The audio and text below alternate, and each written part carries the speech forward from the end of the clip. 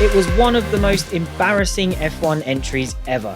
In 1997, Lola turned up to the first race woefully unprepared, and after one humiliating failure to qualify, the team closed its doors for good less than 2 weeks later. So what went wrong? Why was the car so bad? And why did Lola commit to its doomed entry so late in the day? To help me, Glenn Freeman, get to the bottom of those questions, I'm joined by Edd Straw and Sam Smith. Welcome back to Bring Back V10s, gents. I said after our France 1989 episode that we'd have to find more common ground for you both now that we'd run out of Paul Ricard races from our era, and it turns out we've done it because you both love rubbish F1 cars and Sam loves Lola. So Sam, it's only fair that you get to take the opening question first. So when you think of Lola's 1997 F1 entry, what's the first thing that comes to mind? It's just the fact that all the constituent parts seem to be terrific and real and credible, but the end result was just so abject. Nothing more than that. I think the hope was it was going to be a really forceful entry, working on the heritage that Lola had in Formula One and bringing lots of really good engineers together, and it just never worked out that way. So, yeah, the hopes dashed within, a race. That's it. Not even a race, a qualifying session. And I said there you love Lola. That's, of course, because you worked there for a long time, but you didn't join until a few years after this sorry scenario. So during your time there in the 2000s, did people ever talk about what happened with the F1 project, or was that a topic that you weren't allowed to mention inside the walls of Huntingdon? In hushed tones. It was like the topic that dare not speak its name when I first joined in 2002. And we were forever remembered about the project because there was a lone tub in the corner of the stalls, which people sort of did a little hex when they went past it, just to, banish some of the spirits from that time. But it was remembered, not fondly. But having said that, it was such a pivotal part of Lola's history that it kind of had its own little its own little vibe really in the factory. People who were there and experienced in that project did come out with some amusing and fraught anecdotes, shall we say. So from that point of view, it was ultimately a doomed project, but it was one which sort of pivoted Lola's entire history and split it into two separate sort of epochs, if you will. Yeah, and we'll come back to that towards the end. Now, Ed, nobody loves rubbish F1 cars more than you, so what's your overriding memory of this famous F1 failure? Well, the general feeling is just gratitude that it happened, so we can speak about it a few decades later. But the one thing that always leaps to mind and has actually caused me a few problems is Ricardo Rosset spinning and hitting the wall at turn 4 in Melbourne. Now, in my memory, he definitely hit the wall, but I've been looking for this footage, and although I found evidence of him spinning, it cuts before he hits the wall. So I'm not entirely sure whether that accident was sort of inspired by reality and built up to kind of a grand metaphor in my head. But I'm going to go with it. I can enjoy that accident on replay in my head as much as I want, and it just encapsulates the whole thing. I mean, it might be true, as we'll discuss later. Rosset had no memory of driving the car at any other place other than Albert Park, and we know that's certainly not true. But make sure you get your questions in for our series finale, where you can ask us about anything to do with F1 from 1989 to 2005. And in fact, we've been asked about this very story in one of those episodes in the past. So we do take on sometimes the questions we get as suggestions for future episodes as well. Alternatively, you can ask a question by leaving us a 5-star podcast review if you think we deserve it.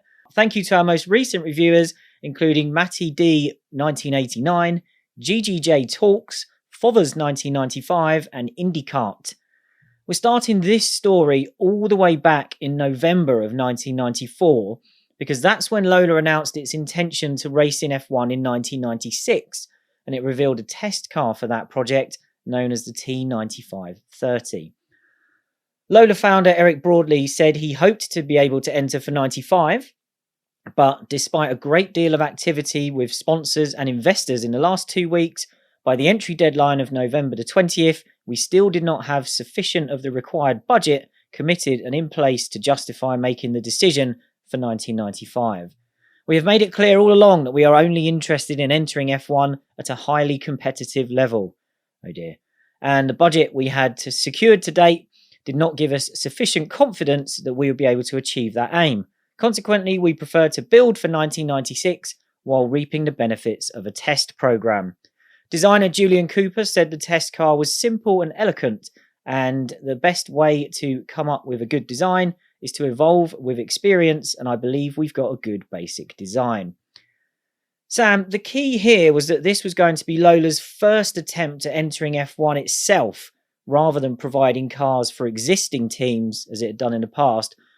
Was it inevitable that Broadley was going to take Lola into F1 as a team at some point? Yeah, well, the key word there is team, isn't it? There's plenty of evidence to state that there was something deep within Eric that he wanted to make a mark in F1 after so many years as a supplier or technical partner with the likes of Honda, Embassy Hill, of course, Larousse, which was pretty successful in 1990 particularly, and Scuderia Italia. I knew Eric a little bit, but never discussed it with him. However, a few good friends and ex-colleagues certainly did. And what's sort of consistent is Eric's quiet determination to show the world of Lola's excellence beyond just customer car racing, really. That's what he wanted to achieve. If you see what he did with Newman Haas from sort of 1983 through to the Mansell year in 93 with Carl Haas, which really created a kind of pseudo factory team for the best part of that decade.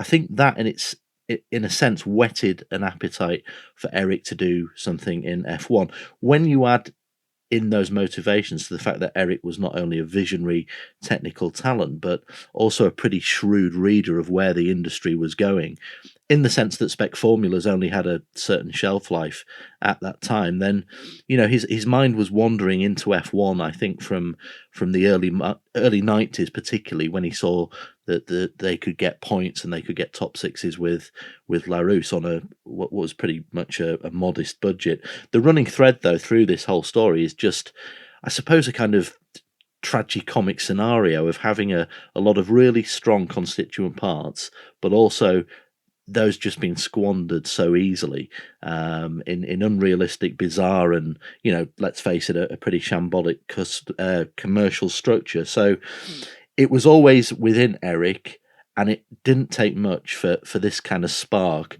to ignite a plan which ultimately became doomed. Now, the test car ran in December of 1994 with Alan McNish behind the wheel at Silverstone. So before we talk about that car a bit more, let's hear what Alan remembers of that test. Well, there was two tests, actually. There was a straight line test, which is like a systems check, a shakedown, if you like. And that was at an airfield somewhere in Norfolk area, if I remember correctly. And effectively, that was just driving up and down, making sure that all the car worked. There was no leaks, there was no problems, and then go to an actual circuit, which in this occasion was the South Circuit at Silverstone, which had just been built, actually. And it was a bitterly cold day. And remember one thing about it was when you go out and drive a car for the first time, there's two sensations. One, in a Formula One car anyway, is just the acceleration. And the other one is the braking and cornering grip, that initial entry. And certainly on the acceleration, the noise of the engine behind was clearly there. With the temperatures and things being so bitterly cold, actually trying to maintain the temperature when they came out of the blankets was tough enough in itself. But we did a day's testing. I can't remember exactly how many laps, but it didn't have any problems, didn't have any mechanical breakdowns. There was no gearbox issues. It ran pretty well. First feedback was that it didn't do anything untoward. It turned when it turned, it braked when it braked, but it was so early that in reality to try and compare it to anything else was completely incorrect, because it was effectively the first dip of the toe in the water. And that was something that was quite clear. It was not just for the car, but for the whole operation. Because I think if we remember back, Lola was a car constructor, and they gave it to operators to race, being racing teams, whether that be in Formula 3000 in Japan, in Europe, or whether it be in IndyCar in America. And so therefore, their actual work at the circuit was relatively limited. So, it was a case of everybody in the whole ecosystem actually just sort of feeling where things were. and then preparing for what would have been the next step, which ultimately came, admittedly, a couple of years later. Based on coverage from the time, Alan's recollection there is very good. The car didn't really have any problems, only some starter motor problems at the shakedown run that he did mention. But what I really like about this is that he said the line, "It didn't do anything untoward" in that clip there. And that's a line that appeared in his press release quote from the time as well. So Alan, ever the professional, can remember exactly what he was supposed to say about that car all these years later. But Ed, let's talk about the car, because it looked slightly odd, didn't it? Yeah, you don't need to be a technical genius to notice the lack of airbox. So you've basically got the rollover structure, then where the airbox intake should be, you've just got nothing and kind of a flat plane on the back of the car, which is very distinctive. A lot was made of that at the time. It's a strange choice because there was a push in F1 at the time to reduce the ram effect, it's called, and reduce engine power with the holes that were mandated in the airbox, and the rules were kind of evolving. Lola seemed to take that to extremes by not having one. It's just giving away engine power, which seems odd. I guess maybe it's possible they couldn't make the airbox work and it was disrupting the rear wing too much, so they just took it off. But that would seem odd for a company like Lola to get that wrong. So it must have been a conscious decision. In general, this is kind of a sign of an underestimation that not only are aerodynamics continuing to be as important, but they remain on a trajectory to become ever more important as time goes on. As you know, Bernoulli would have told you ages ago that airboxes, had they been a thing in his time, that the ram effect is about aerodynamics and it's all part of the same thing. So it was a strange contraption. We should say that it was not the car they intended to race. It was a development test mule, so they were allowed to go a little bit off piste with it. But yeah, it's perhaps the first indication that there are a few strange decisions going on, even though much of the car was, as McNish said, as you'd expect from a company like Lola, perfectly functioning and fine. Things went quiet after that. Lola decided against doing a test at Kyalami in February to accept an invite to put the car on display at the Paris Racing Car Show in 1995. And in May of that year, it declared it was full steam ahead with recruiting staff and upgrading facilities for that F1 entry in 96 as planned. But that never came together. Then in early 96, once Lola again hadn't got the funding in place, there were reports that it had linked up with Pacific boss Keith Wiggins, who would head up a new company that will oversee Lola's F1 project. Wiggins' job was to structure the team, and early in the year it was declared that Lola would need to have the funding in place by July to make an entry happen for 1997. But Lola started to stretch that deadline. In August, its managing director Mike Blanchet said Lola was closer than ever to getting a sponsor for 97, but he also admitted time is getting short. You can never be sure until the deal is signed, sealed, and delivered. We've always said we won't do it unless we can do it at a sensible level. The deadline is in August. From then on, it becomes impractical. Around this time, Wiggins was said to have parted with Lola, although the company played that down, saying it was only ever a flexible liaison and his position was just under review. But August was the new self-imposed deadline, yet by September, Lola was still hanging on, with Blanchet saying there is a deal done in principle, but the I's need dotting and T's crossing, and there isn't much time left. Shortly after that, he left the company, and he described it as an amiable parting. Sam, we'll come to the reasons for the decision to commit so late to a 1997 entry in a moment, but just looking at through the summer, how Lola kept pushing its own deadline back, should alarm bells have already been ringing by that point? Yes, and I'm sure they started to become deafening. Having spoken to Mike Blanchet at length on this recently, he seemed to be a voice of reason, not the only one, but he was very close to Eric and had been at the company for many years.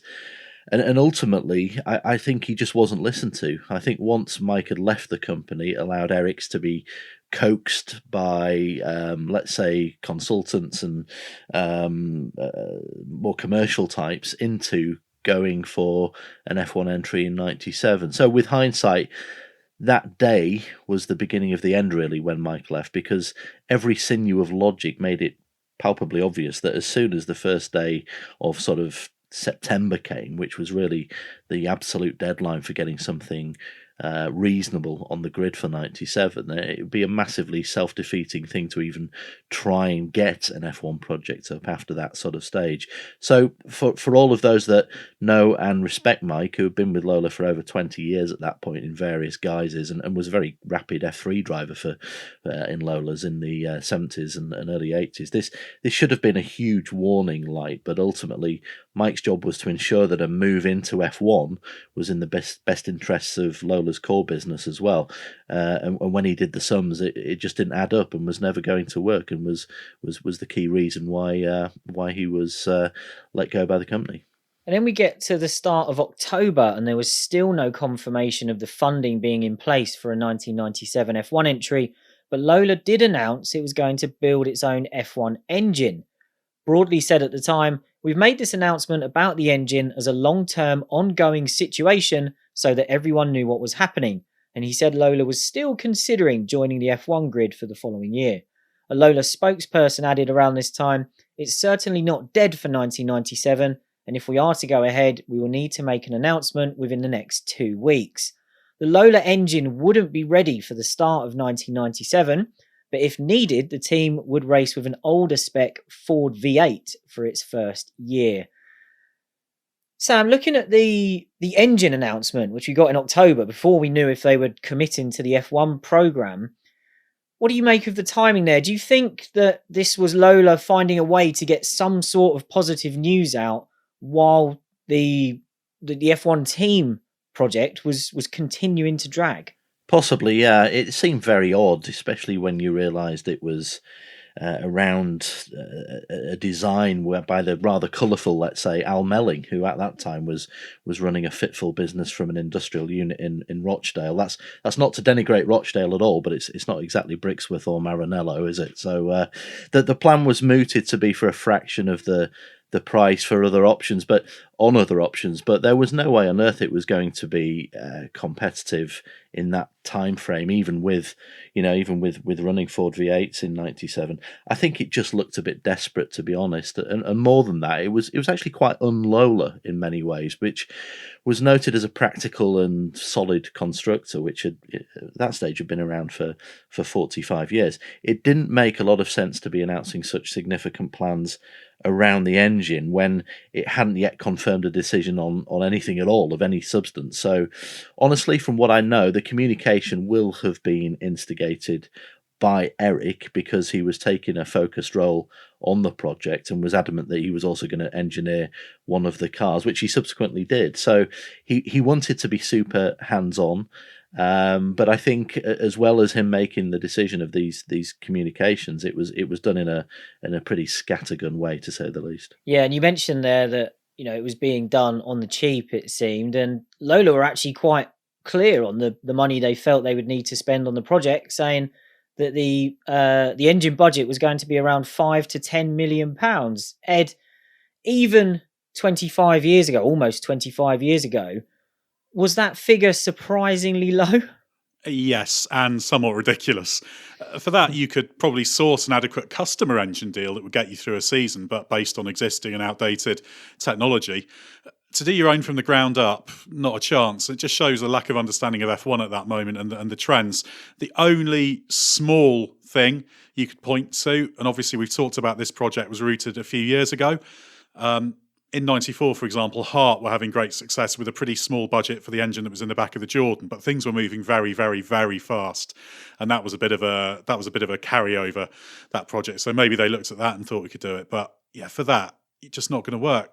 Even if you just look at the cost of running and maintaining and prepping the engines, let alone all the rest, nowhere near. It's just a triumph of optimism. I wonder if they were just trying to tempt in some engine builder that could get them sitting around a table and enthused and then get them to pour in more money.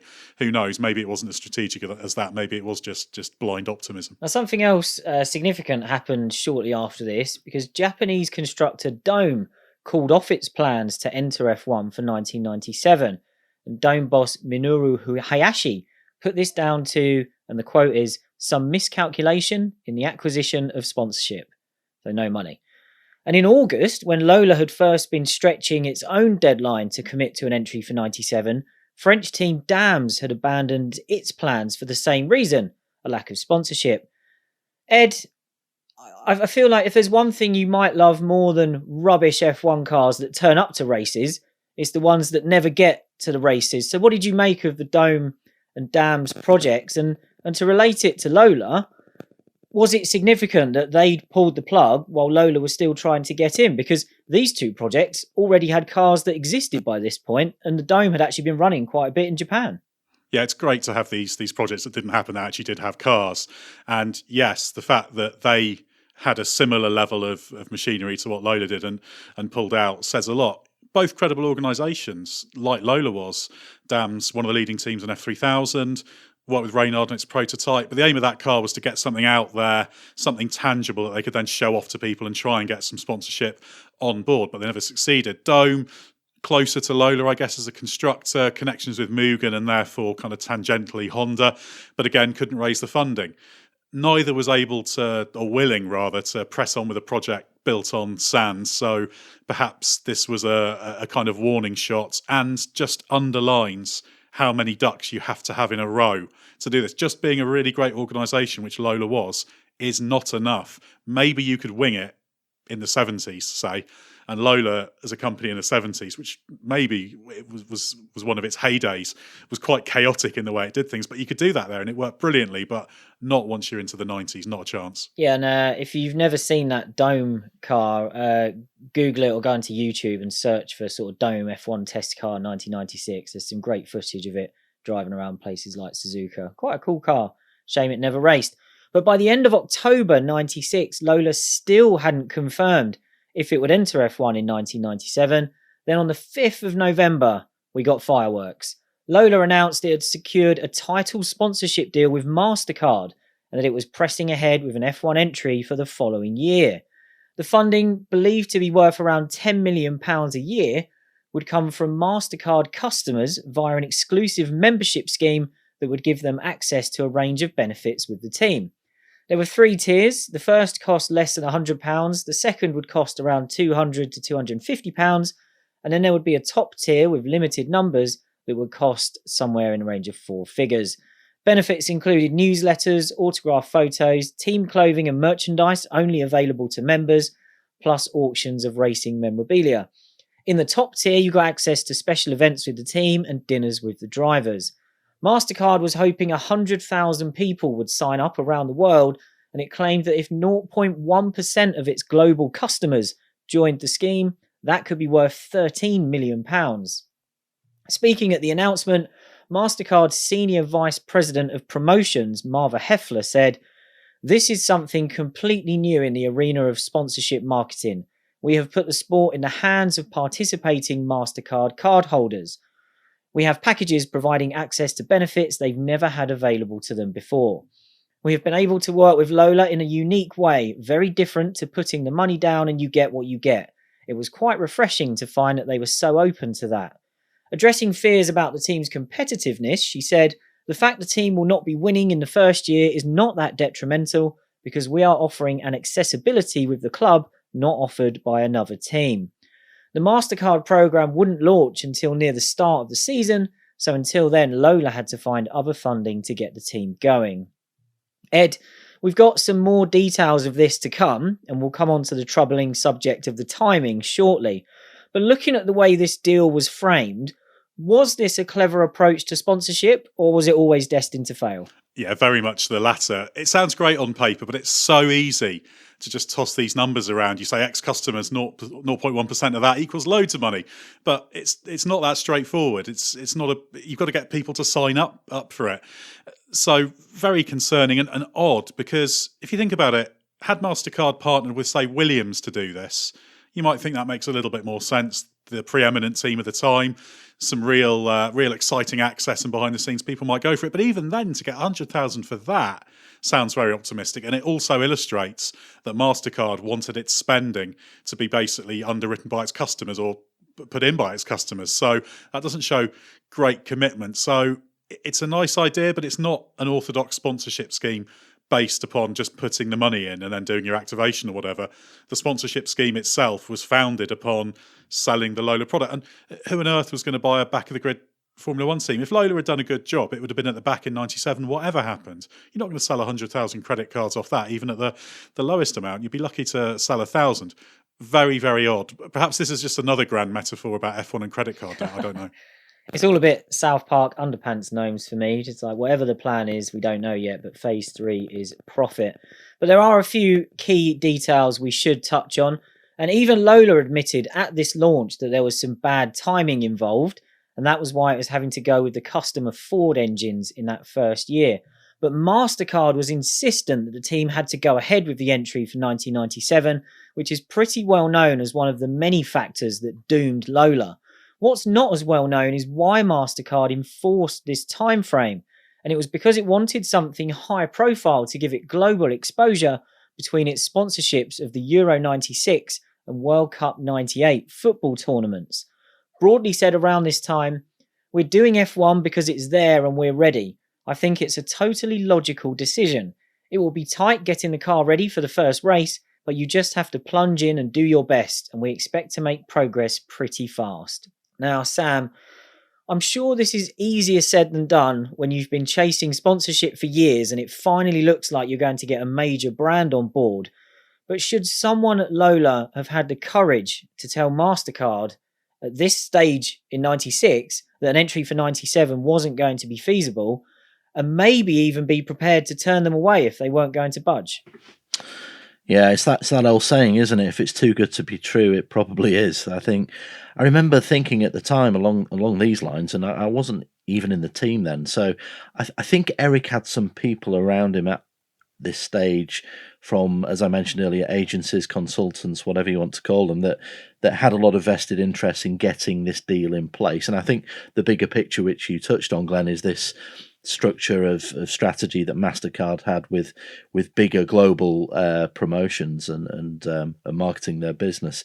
You know, the one voice of reason which we've talked about was Blanchet's. He had gone. And I just think, although Eric was no fool, and he must have known that it was going to be a massive push just to get the cars on the grid, there was an element of blind faith through that winter, those winter months leading into 97. A good example as well is that team manager Ray Boulter didn't start until mid-November.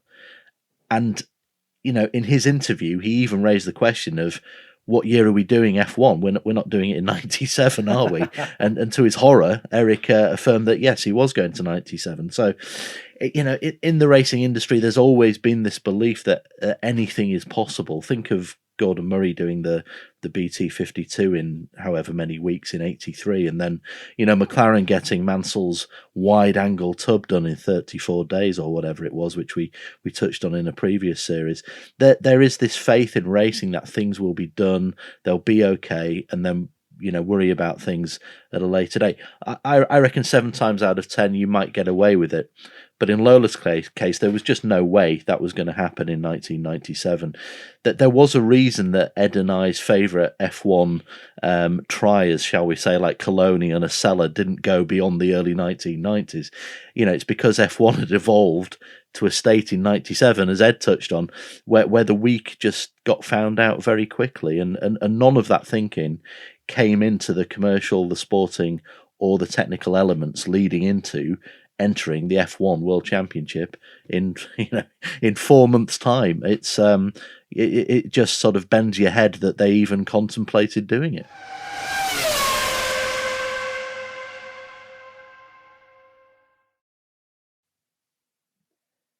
Later in November, it emerged that Lola was hoping to start racing its own V10 engine during the 97 season, rather than going through the whole year with the aging Ford V8. Broadly said, we can't be that precise about timing because we don't know ourselves. We'll be playing it by ear a little, but that is the aim. The project is long term, but it has been worked on for quite a while, which is why it should be ready to run next year. In this country, we are very good at operating strong programs on realistic budgets, making good use of money. Now, Ed, pretty much every question I could throw to both of you could contain the phrase alarm bells. But looking at where we are so far in November 96, when you've got a late go-ahead for the project, a weird sponsorship deal that involves no money up front, and now talk of bringing a new engine in mid-season, but we're not sure when exactly, Were these all just signs that this was going off the rails before the train had even left the station? There's a very, very thin line between determination and desperation, and Lola was on the wrong side of that by now. There were too many weaknesses, too far behind in terms of key areas, and the distance-saving graces like the engine weren't going to cut the mustard, were they? Even if Lola had managed to limp on, there comes a point where you kind of have to cut your losses. So I don't quite know what they were expecting to happen by this stage. I mean, they were MasterCard pouring money in up front, then it might make sense, but it hadn't hit that basement level of something that was going to happen. But I guess they were just so far into it, so deep, that they just had to go with it and hope that things came off. Which, as we've said, when you're dealing with F1 in 1997, you can't do that. Maybe you could have done it 10, 15 years earlier and got away with it for a while, but not by now in F1. The next development in Lola's plans came in December when it announced its driver lineup of Riccardo Rosset and Vincenzo Sospiri. Rosset was coming off the back of his first year in F1 with Arrows, and he satisfied MasterCard's desire for a South American driver, while Sospiri made the step up from a test driver role with Benetton. The drivers were familiar with each other, having finished first and second in F3000 in 1995 as teammates at Supernova, with Sospiri coming out on top. At the time, Rosset said, "Lola is not coming in to be a back-of-the-grid team. The first year will be hard, but with a secure sponsor, it gives me security for the future." Sospiri was recently interviewed for a feature on the race website about his whole year in 97, and when talking about taking a 4-year deal with Lola over staying with Benetton as test driver, he said, "I was optimistic because Lola was one of the best brands in motorsport. They showed me on paper that they had a lot of backing.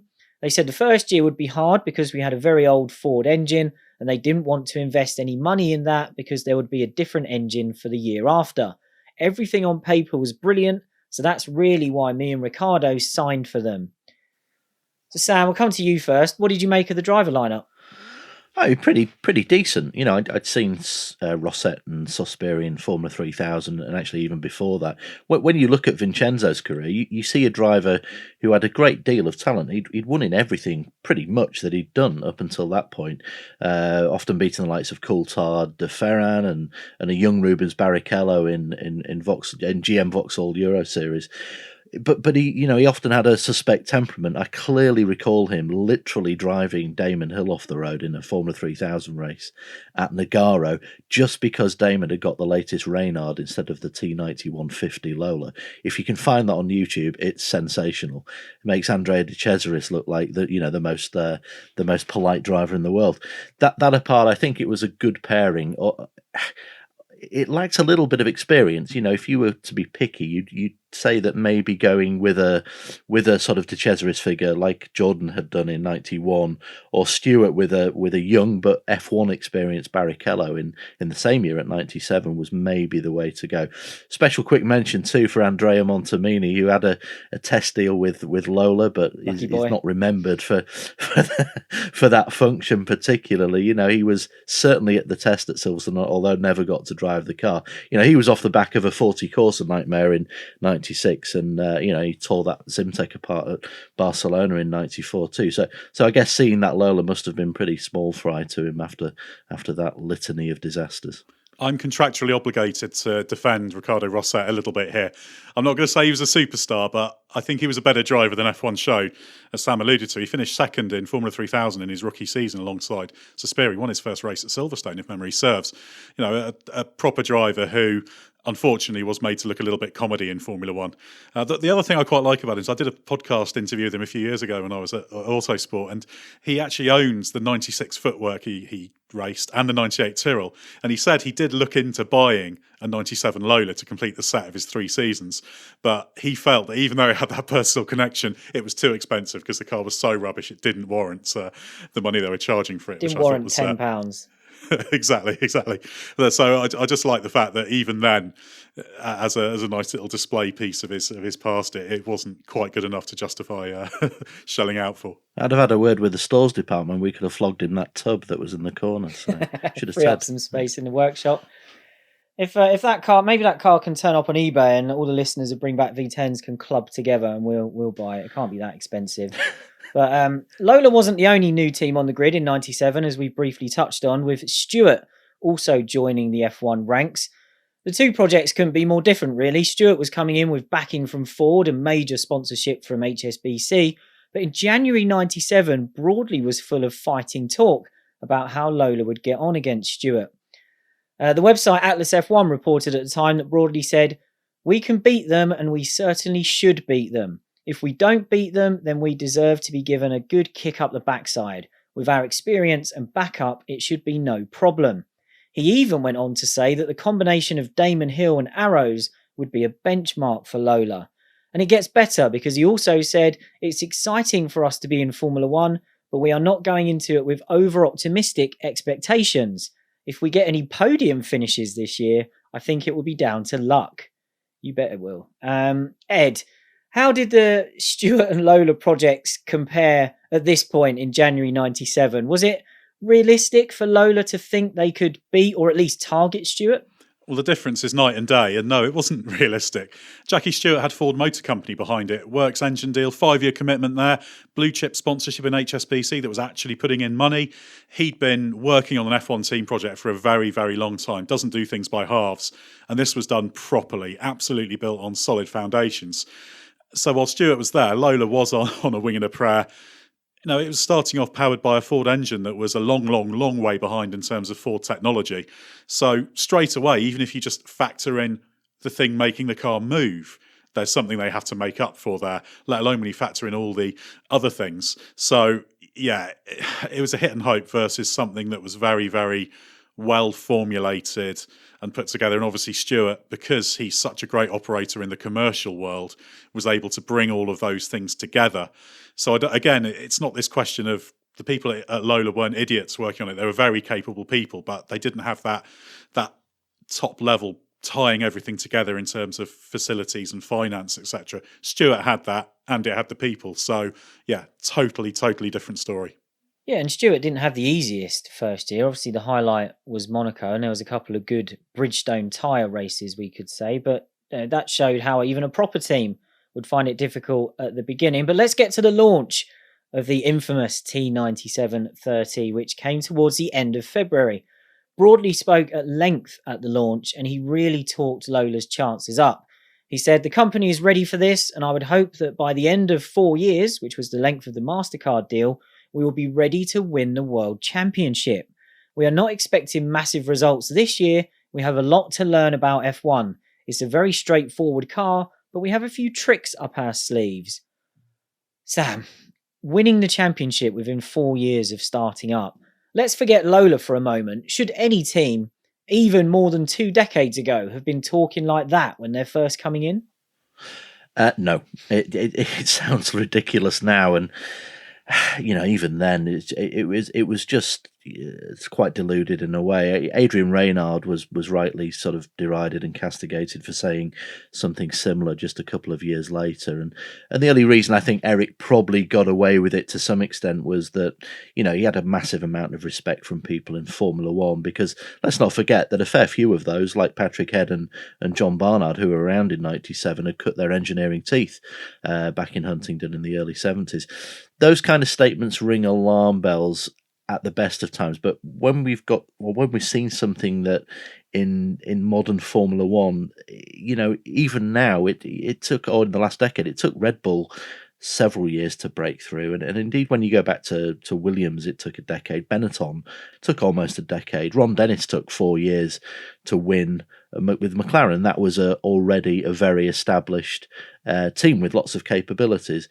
It just wasn't realistic to even consider, probably with that package, even winning a Grand Prix in 5 years, 4 or 5 years, let alone challenging for a championship. So with a real budget and the capabilities, a well-stocked winning team could potentially get there or get podiums or challenge for wins. But I think this is the last thing that a project such as this needed. There was no reason for Eric to do this. In fact, quite the opposite. He should have been taking the opposite approach, I think, and being what he was as a person, which was pretty humble, and he's a quiet guy who was a solid old school engineer, which makes me think that there was some reason for him making these pretty stark proclamations. And I just sense, I don't know, but I sense that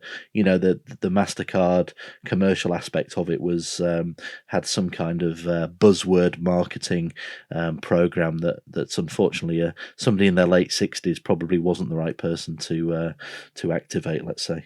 And the questions from the media in attendance at this launch did bring some realism to proceedings, as most of the questions were about if Lola would even be able to qualify within the 107% limit that was brought in for 1996 to stop unprepared teams from getting into the races. Broadly did address that. He said the 107% rule is quite a large margin, in fact, and if we cannot do that, then we really shouldn't be in it. I accept in the first couple of races we could have some silly problems, but apart from that, I have no fears. He also repeatedly brought up Lola's kart and IndyCar efforts quite a bit at the launch.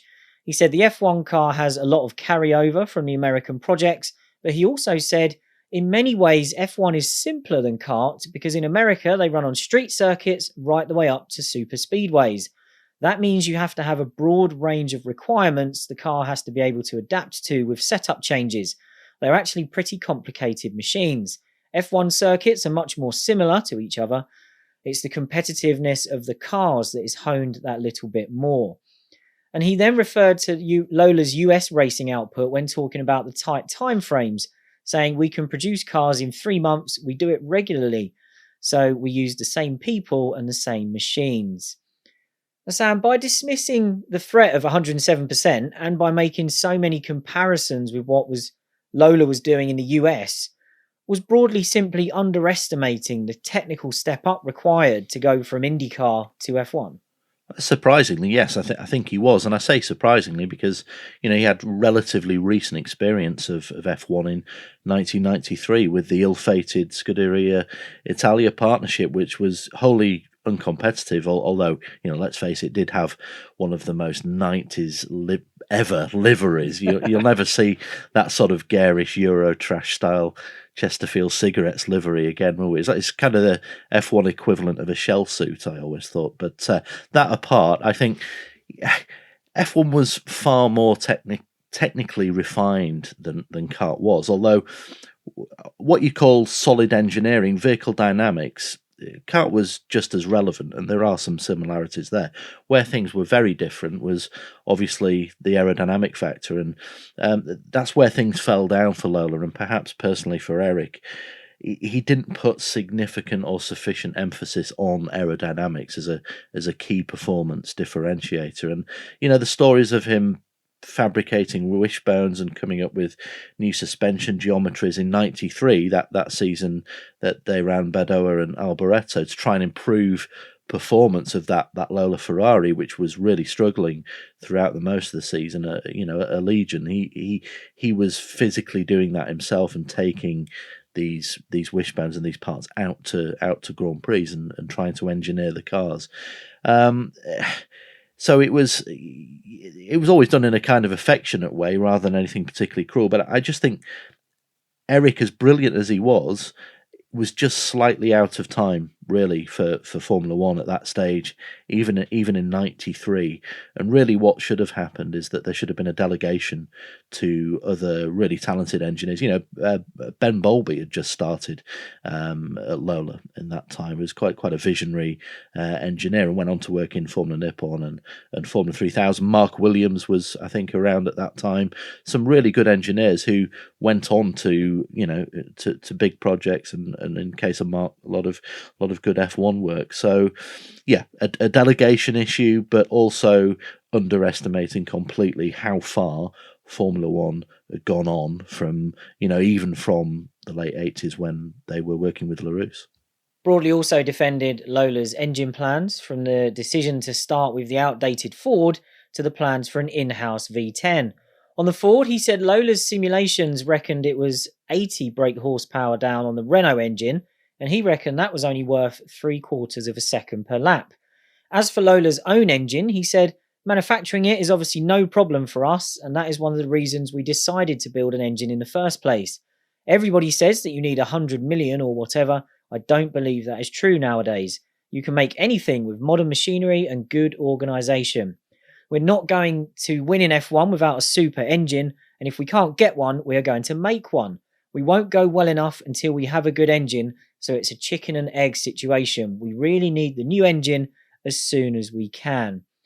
Ed, was he at least talking some sense here about the importance of the engine, or is it impossible to look past the fact that he's just underestimating what it would take to build a competitive engine? It's curious. There seems to be some cognitive dissonance here. He recognises the strong engines needed, yet simultaneously he's ignoring why what is spent by the manufacturer teams to produce the good engines is being spent.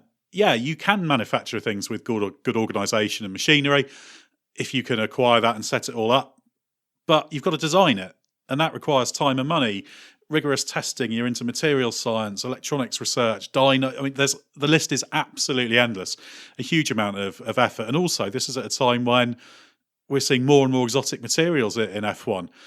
It was a huge design and development challenge, and this strikes me as someone who only saw the manufacturing angle of it. And ultimately, Eric Broadley, for his many talents, he wasn't an engine builder, was he? So I guess it was quite easy to overlook, as people sometimes do, as we all do. Things look quite easy if you're not directly involved in them. But making an engine is not just about making it. It's all the other work that goes into it. And then you've got all the things like fuel suppliers and fuel, it was just totally unrealistic and underestimating it dramatically. Now, listeners, you'll be shocked to learn that the next line on my script is the sentence, preparations for Australia didn't go well. At the car's shakedown at the Santa Pod drag strip, it suffered an engine failure, and then at its only proper pre-season test at Silverstone, it suffered gearbox problems, and Suspiri's car even caught fire leaving the pits. This at least seemed to inject some realism into the public declarations from Lola, with team manager Ray Bolter saying, "We've got a hell of a lot of work to do, but we've just got to go out there and do the best we can, get on with the job and get some miles in. Everyone's done really well to get this far, and we're just going to keep chipping away. But we're trying to be realistic. We're working towards getting 2 cars in the race and to the end of it, and if we qualify both, we'll be doing well." Suspiri was pretty relaxed about the lack of preparation. He said recently, "We didn't get to know the car before Melbourne, but it was okay because I knew the problem. I knew the car was built without being in a wind tunnel, and we were starting from scratch. I didn't think too much about the first year. I just focused on being better in the second year because I had a lot of things to learn." Suspiri and Rosset were also interviewed by GP Update in 2017 about this project, and in that feature, Suspiri said that from the handful of laps he managed at the test, it was clear that it was hard to keep the car going in a straight line because it was shaking, that was the word he used, which he reckoned was because of how unbalanced the aero was. Both drivers have said in separate interviews in recent years that they felt the car was worse than an F3000 car, and just before the Australian Grand Prix, Lola got that data confirmed. The car was certainly designed without going in a wind tunnel before it was built, but just before Australia, Lola finally did some wind tunnel testing. So let's hear from designer Chris Saunders, who was tasked with trying to sort out the aero on this car. Well, we did finally build a wind tunnel model, and it was really late, but we did manage to get it in the wind tunnel, and I think we did 2 days testing before the race, and all we were doing was mapping it really. And then I looked at the first data and I thought, this has got less downforce than the Formula 3000 car, which it did by a lot. So I just did, you can work out power and a few things like that, and on lap time do some sims and things. And I thought, maybe it's going to be 9 or 10 seconds a lap off the pace. And I think it was 11 or something like that. So I just knew that with the horsepower we had and with the aero that we had, there was just no way it was going to do anything, even qualify. Sam, there was some great stuff from Chris, and you interviewed him for this episode, and it's brilliant. There's more from him to come. But looking at where we were before the cars were packed off to Australia, If you were cynical about Lola's hopes before the car turned a wheel, by this point, was it already a foregone conclusion that Australia was going to be a disaster? Absolutely, it was. The people within the team were bracing for it, but it was to a large part even a surprise to them just how far away they were from a pace perspective. But what actually from the teams they had achieved to that point was pretty incredible. I mean, getting the two cars to leave the pit lane in that short space of time. Remember, they really didn't start working on it until late November. Was, that shouldn't be forgotten. In an operational sense, it was a miracle that they were in Albert Park. Ray Balto, as we heard from the team manager, worked wonders, and so did Dave Luckett, who is a very well respected chief mechanic, formerly of Arrows, who worked on the project as well. To give you an idea as to how late everything was, they hadn't practiced a fuel stop because the rig only turned up at Melbourne on the Thursday morning before free practice. The first free practice on the Friday. That's how late everything was.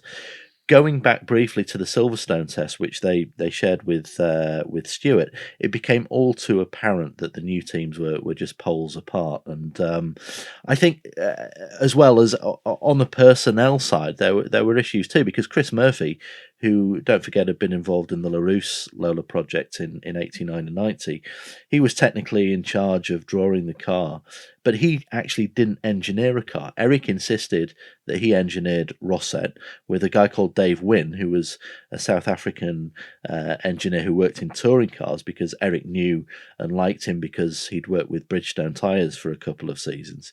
And Sospiri worked with Alex Zockling, who worked with Colles and I think with Midland in F1 for a few years as well. So all that apart, yes, there was a cloud of doom really over the whole thing as soon as the sessions ended. I mean, it's an old cliche. The stopwatch just doesn't lie, does it? I mean, at the end of the day, if you are that far off the pace, you've got a serious amount of work to do, and it was clear to everybody in the team that they had to get on it pretty quickly, just to cease the embarrassment really from what they'd gone through at Albert Park. I'd imagine by this point they weren't timing it with a stopwatch, they were probably timing it with a calendar. Let's get to Australia though. In first practice, Rosset was 10 seconds off the pace and Sospiri was 14 seconds down.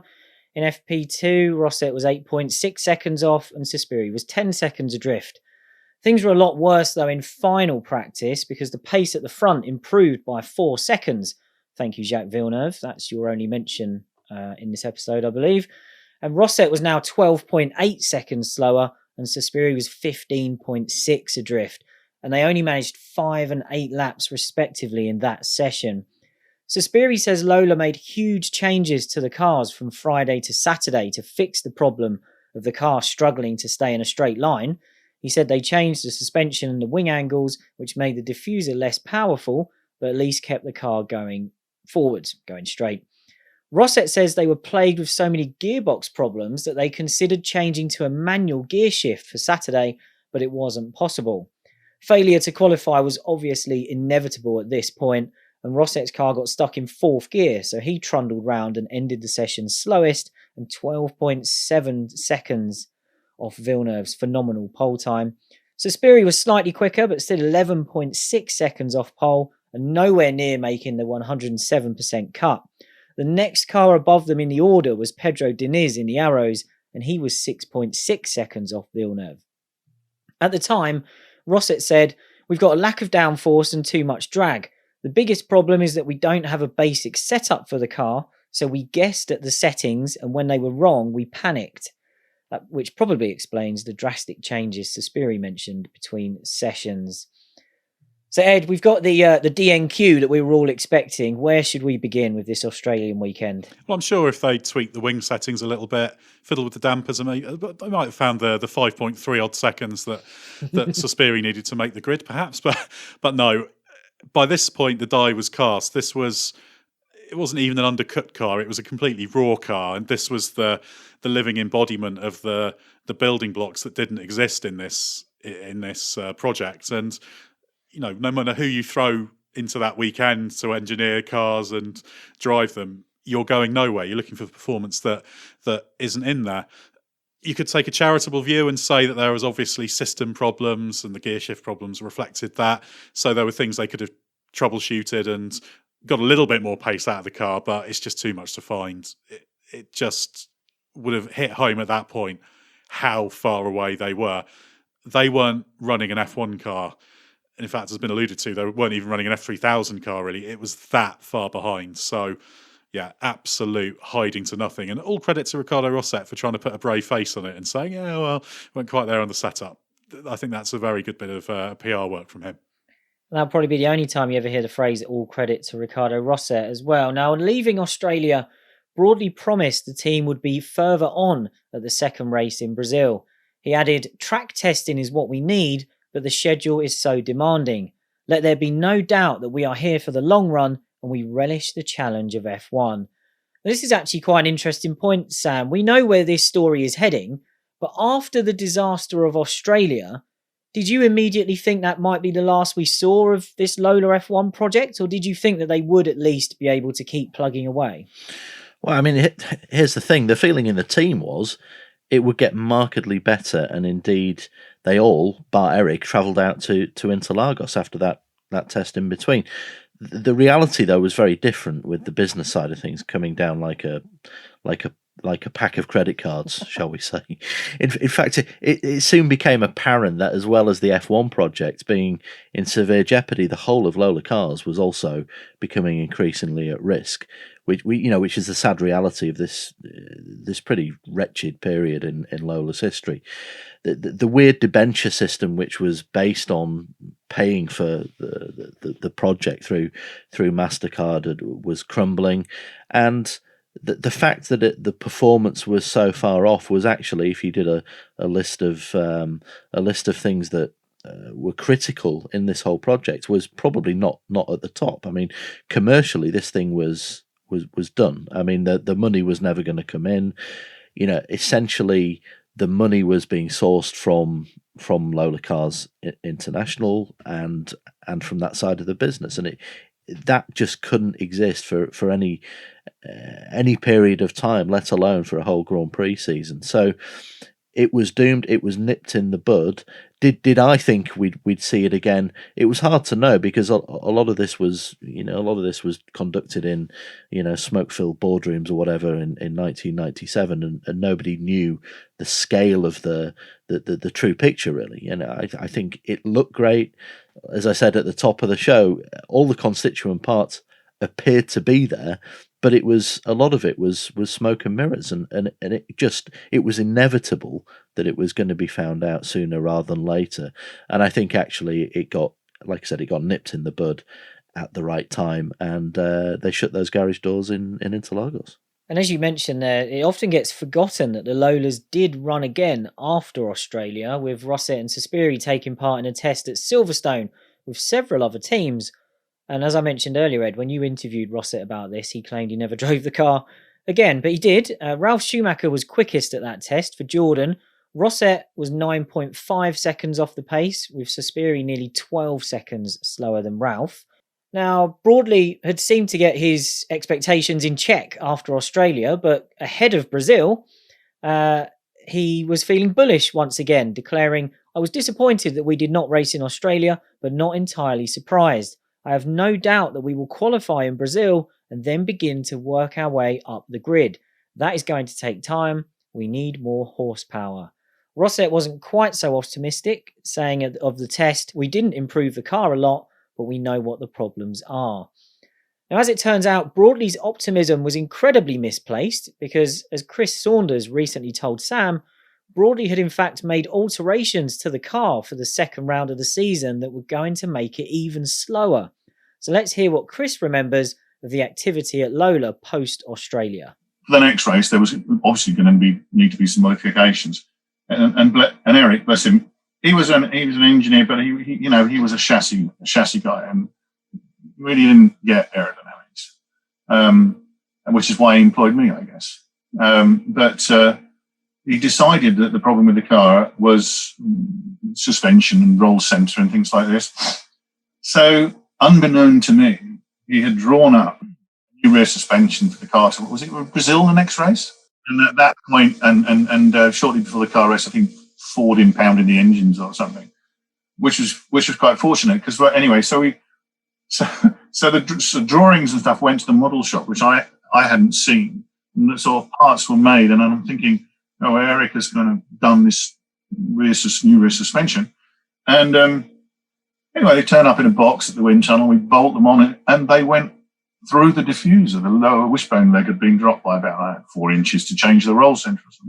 So we put this new rear suspension on, as I remember, it was 190 pounds worse than the car already had started at the level it started at, which was about 10% worse. I mean, and in normal terms, sort of 10% would be a year's development, on a race car.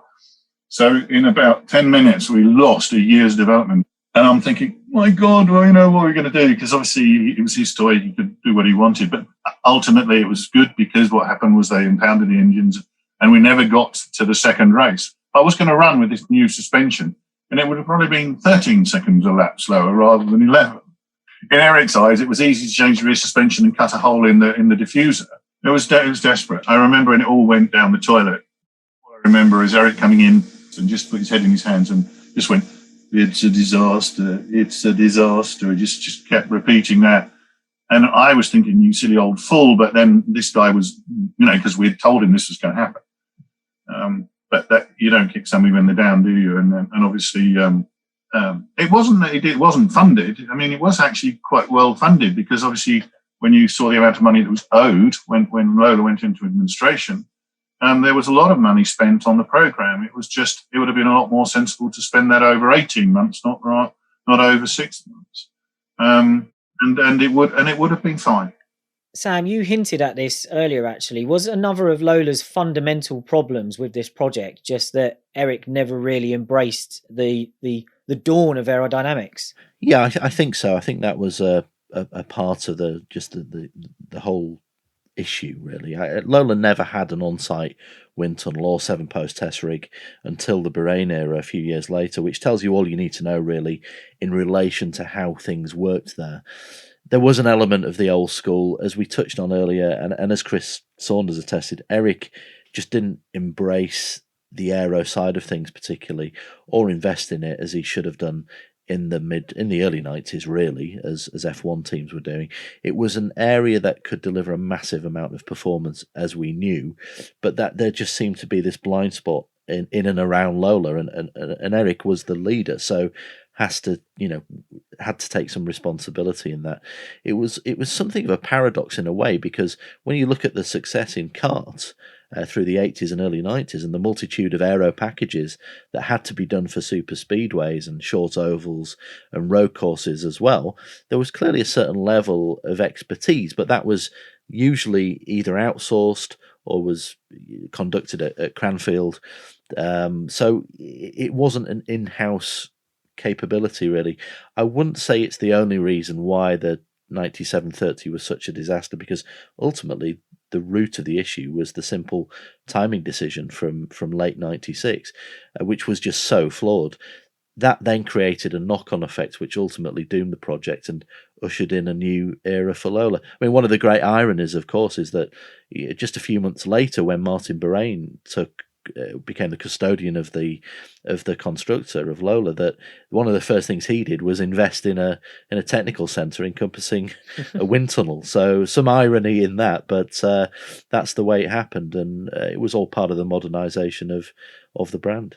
Now, of course, as we've hinted at a few times, the cars never ran in Brazil. They were there, they were in the garages, but Broadley made a decision on the Tuesday night before the race to cut his losses on the failing project and withdraw the team. A Lola spokesman at the time told the media the problems faced by the team were both technical and financial.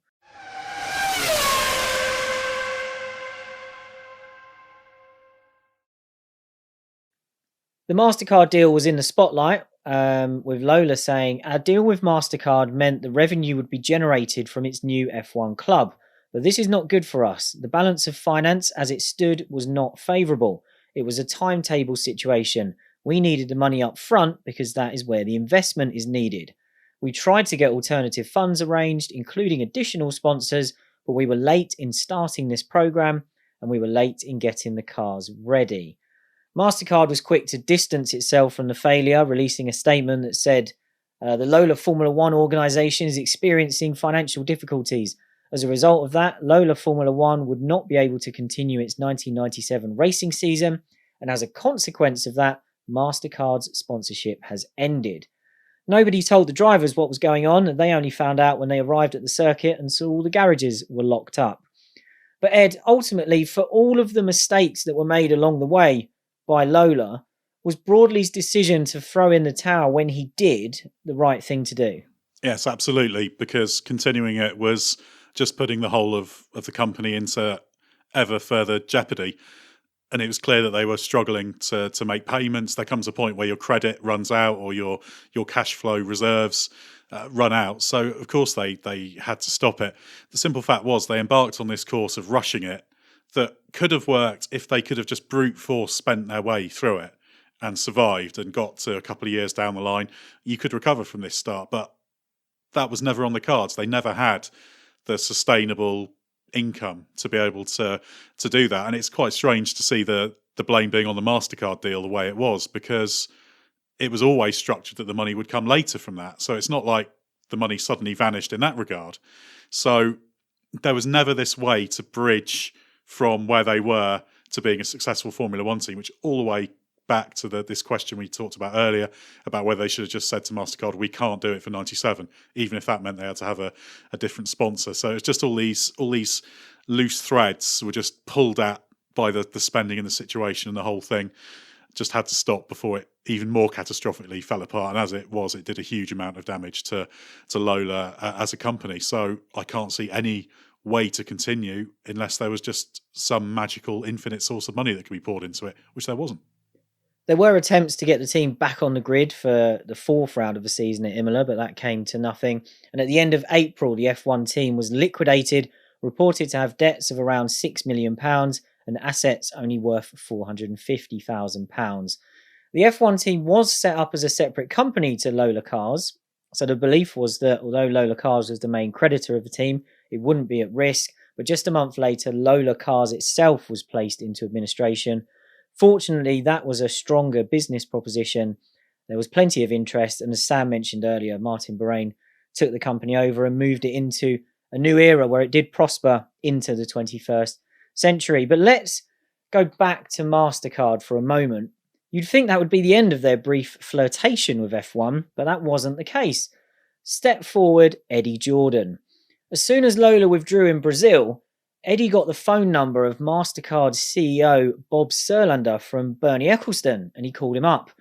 Remember, we mentioned earlier that the South American market was a large part of MasterCard's F1 plans, so Eddie offered to look after MasterCard's guests over the Brazil weekend in exchange for a chance to pitch a sponsorship deal in New York on the Monday after the race. Jordan's commercial boss, Mark Gallagher, joined Eddie for that presentation, and they initially landed a one-year deal, and a traditional one at that, with real money actually attached and paid up by MasterCard. But MasterCard was so happy with how that first year went, they renewed for another 3 years with Jordan. Gallagher believes MasterCard was embarrassed by the Lola situation and needed to save face. He said they were demanding but good to work with and had just been missold a bad idea first time around. So Eddie Jordan takes pride in the fact that he often landed big sponsorship deals, in his words, on the hoof. What do you make of how he and Mark landed this one? Well, one person's problem is another's opportunity, isn't it? This is great opportunism, razor sharp from a team that really was everything the Lola project wasn't, because Jordan had defied the odds to get there. Lola seemed to have denied them. But just by seeing that opportunity, realising not just that there was a potential sponsorship deal going, but that MasterCard had a problem with its guests for that weekend. So pile in, solve that problem for them, back yourself to pull off the deal and make it work. Really, really good from Eddie Jordan and Mark Gallagher. Great opportunism, and you can't blame them for that because Lola had gone. They weren't pulling the rug from under Lola or anything. It was just they saw an opportunity and took it. And it meant MasterCard got to experience 3 wins over the years that followed with Jordan as well. So I guess it all worked out. But we'll finish off with a line from Broadley back at the car's launch, which perhaps sums up this whole saga best. He said he was looking forward to the challenge, but he went on to say, "We probably should have done this 25 years ago. We could have grabbed a Cosworth DFV engine off the shelf and run up front with everybody else." Sam, ultimately, was Eric right? Did Lola just try to do F1 on its own in the wrong era? It's an interesting one. This I've thought about it carefully. I think there is an easy narrative to follow here, but actually, if they had got things together properly from a commercial standpoint and had come in for 98 with those drivers, and Eric had taken a bit of a backseat or delegated, got Chris Murphy and other engineers, as I said, to come in, and Chris Saunders had been given a good budget and been able to build a technical centre, as Martin Bahrain subsequently went on to do, I genuinely think it could have worked. Capability-wise, Lola was no different to a Sauber or a Prost at that time. They really had a lot of the same facilities. It had some of the resources, and in the right circumstances, it could have had a good crack at F1.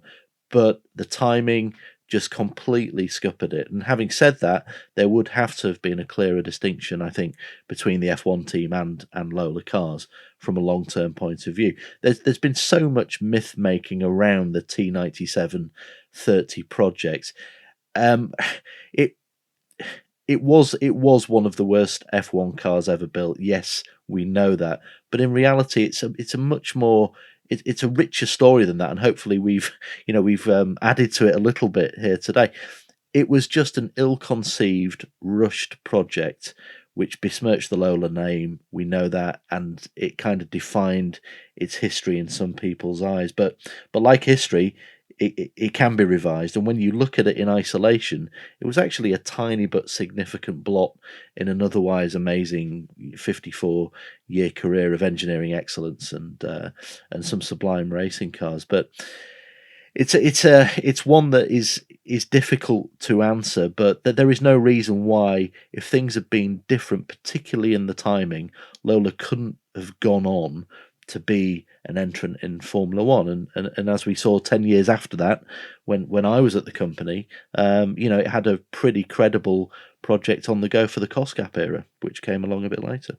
Well, I completely agree with what Sam said there. There is also a tempting alternative history where Lola, say, dives into Formula One in that DFV era, particularly if it's there by the late 70s, it can be there for Formula One's growth.